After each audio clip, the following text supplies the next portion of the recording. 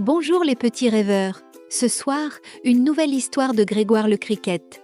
Grégoire, après avoir trouvé sa propre mélodie dans les murmures de la nature, vivait désormais heureux dans la vallée fleurie qu'il appelait maison. Chaque jour, il partait en exploration, son cœur guidé par le souffle du vent et les échos des collines.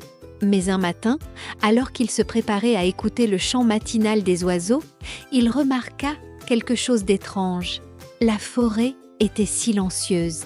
Pas un bruissement de feuilles, pas un gazouillis.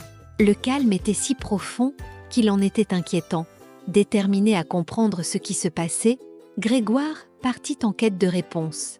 En traversant la clairière, il rencontra une tortue nommée Margot, qui avait toujours une sagesse ou une histoire à partager. « Margot, où est passée la musique de la forêt ?» demanda-t-il, inquiet.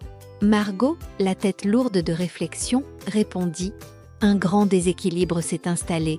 Les vents ne soufflent plus, les rivières s'assèchent et les oiseaux ont cessé de chanter.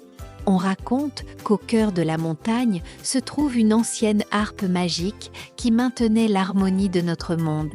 Mais elle a été brisée. » Grégoire frissonna à l'idée d'un tel désastre, mais il n'hésita pas une seconde. « Je dois trouver cette harpe et la réparer », déclara-t-il avec courage.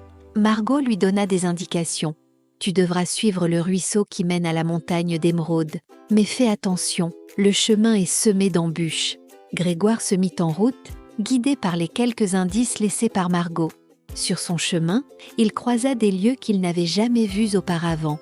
Une grotte où des cristaux brillaient comme des étoiles, une prairie enveloppée d'un étrange brouillard, et des arbres si grands que leurs cimes disparaissaient dans le ciel.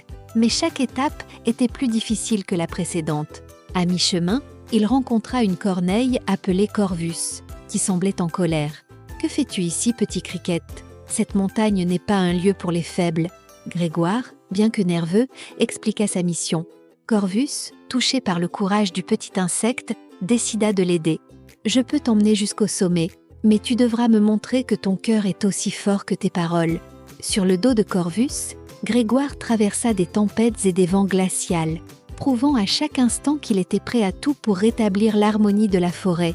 Au sommet de la montagne, ils trouvèrent une immense grotte où reposait la harpe brisée.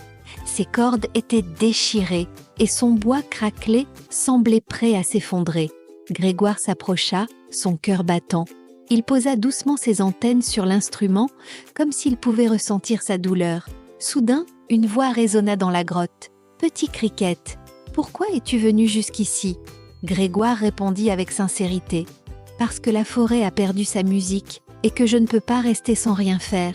Je veux réparer la harpe pour que tout le monde puisse retrouver sa joie. » La harpe, émue par ces mots, répondit « Très bien, mais pour me réparer, il te faudra quelque chose de précieux. » Grégoire pensa à ses aventures, à tout ce qu'il avait appris sur la beauté du monde. Il sortit un petit cristal qu'il avait trouvé dans la grotte scintillante et le plaça sur la harpe.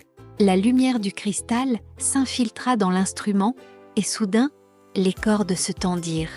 Le bois se répara et une mélodie douce se mit à résonner dans toute la montagne.